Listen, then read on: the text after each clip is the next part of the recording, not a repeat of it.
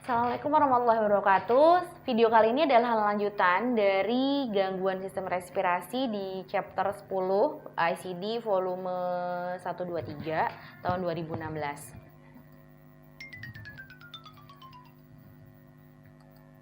Saya coba review dulu ya bahwa dalam bab 10 ini, gangguan sistem respiratori ini ada keterangan notnya. Kalian bisa lihat dari video sebelumnya juga bahwa dalam bab ini ketika kita mulai di judul utama itu di bawahnya langsung ada keterangan not atau ketentuannya bahwa ketika kondisi pernafasan digambarkan terjadi di lebih dari satu site dan kondisi tersebut tidak disebutkan dalam indeks alfabet gitu, berarti itu harus diklasifikasikan ke site anatomi yang lebih rendah. Jadi misalnya tracheobronchitis diklasifikasikan menjadi bronchitis. Jadi bukan tracheitis plus bronchitis gitu ya, tapi diklasifikasikan dalam bronchitis. Itu adalah not yang ditentukan oleh ICD. Saya ambil contohnya itu juga dari modul 6 dari Health Classification System yang dikeluarkan oleh IFHIMA tahun 2018. Saya coba review lagi sedikit bahwa dalam gangguan sistem respirasi ini terdapat 10 kelompok. Dalam kelompok ini juga sudah dibagi masing-masing, jadi teman-teman bisa cek di video sebelumnya.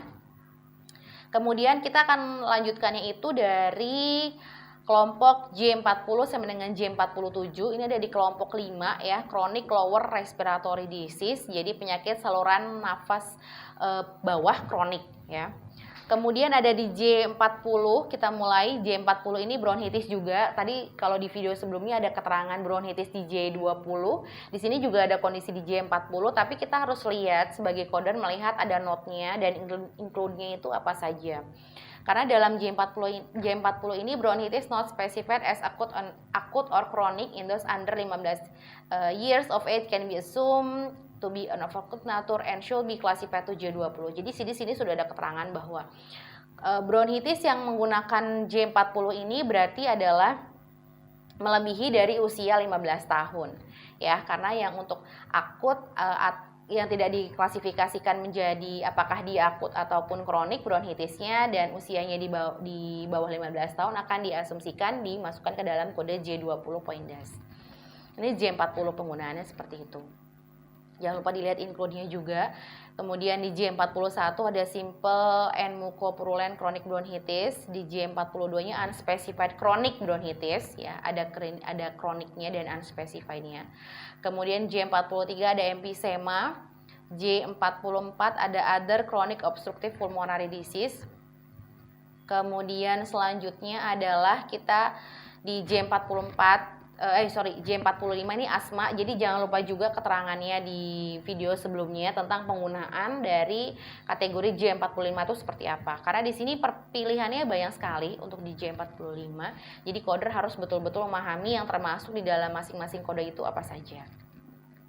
Nah, ini J46 perbedaannya status asmatikus. Jadi ini adalah akut severe asma. Jadi lihat juga di panduannya di video sebelumnya. Kemudian J47 ada bronchiectasis. Kemudian di kelompok selanjutnya itu adalah lung disease due to external agent, ada di J60 sampai dengan J70, berarti penyakit paru akibat agent eksternal ya, tidak termasuk di dalamnya asma yang classified to J45 poindas, karena tadi asma sudah disebutkan di kelompok sebelumnya. J60 ini dimulai dengan Flow-Walker pneumoconiosis. Kemudian ini di sini ada pneumoconiosis due to asbestos di J61. Di J62-nya ada pneumoconiosis due to dust containing silica. Kemudian J63-nya pneumoconiosis due to other inorganic dust. Jadi di sini penggunaan J itu adalah ketika external agent ini biasanya akibat paparan kerja ya, pada saat bekerja. Kemudian J64 ini unspecified pneumoconiosis. Exclude di bawahnya, jadi ketika with tuberculosis berarti ada kondisi juga di A15 sampai dengan A16 dan J65. Nah, ini exclude-nya.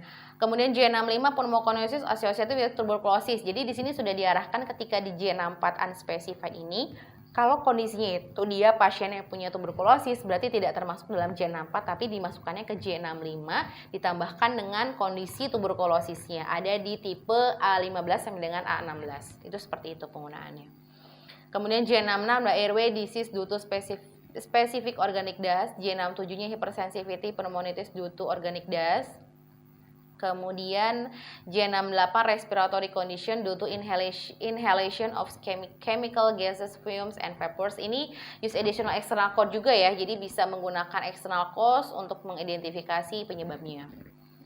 J69 pneumonitis due to solid and liquid, ini juga sama, bisa digunakan additional external code-nya juga, external cause code-nya. Kemudian J70 respiratory condition due to other external agent. Di sini juga disediakan ada use additional external cause code if desired to identify cause-nya, penyebabnya kenapa. Kemudian selanjutnya ini other respiratory disease di J80 sampai dengan J84. Ini berarti penyakit pernafasan lain yang mengenai interstitium ya. Kemudian J80 ada adult respiratory distress syndrome, kemudian ada J81 pulmonary edema, ada J82-nya pulmonary esophageal NEC. J84-nya other ya, jadi ini other interstitial pulmonary disease yang tidak termasuk dengan kelompok yang sudah disebutkan sebelumnya. Jadi disediakan ada kodenya. Kemudian ini adalah kondisi ini kelompok 8, supuratif dan nekrotik saluran pernafasan bawah. Ada di kita mulai dari J85, ada abscess of lung and mediastinum, ada pyotorax di J86. Kemudian ada penyakit pada pleura ada di J90 sampai dengan J94. J90-nya pleural effusion NEC, kemudian J91 ini ada keterangan asteris ya. Pleural effusion in condition classified elsewhere. Kemudian nah di sini contoh itu teman-teman juga bisa lihat bagaimana penggunaan asteris Jaeger ketika pencarian kode akhir. Di sini contohnya. Jadi di sini ada asterisnya tapi tidak ada keterangan Jaeger-nya gitu ya. Nanti teman-teman lihat videonya sudah ada bagaimana cara penggunaan asteris Jaeger itu. Kemudian J92 pleural plaque, J93-nya pneumotorak, dan J94-nya other pleural condition. Nah, ini kita masuk ke kelompok yang terakhir, yaitu kelompok 10, penyakit-penyakit lain pada sistem pernafasan disediakan di J95 sampai dengan J99. Salah satunya di J95 adalah procedural respiratory disorder NEC. Ini adalah beberapa kondisi gangguan yang bisa jadi terjadi ketika dilakukan prosedur atau tindakan tertentu setelah tindakan tertentu tersebut dilakukan. Ya, kemudian di J96 ada respiratory failure NEC, kegagalan nafas. Kemudian ada J98. Nah, di sini ada saya coba baik lagi. Di sini ada J96 ada respiratory failure ya, ada NEC. Di sini ada keterangannya.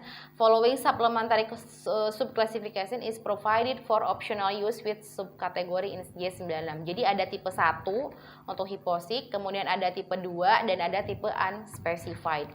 Gitu. Baru kemudian ada akut, ada kronik dan ada unspecified. Jadi ini harus mengikuti dari J96.